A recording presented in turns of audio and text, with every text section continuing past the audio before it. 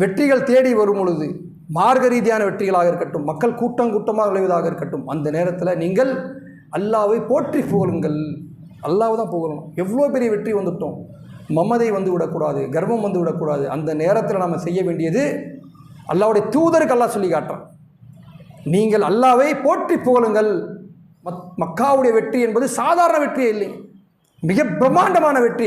அப்படிப்பட்ட வெற்றியின் பொழுதும் கூட என்னை போற்றி புகழுங்கள்.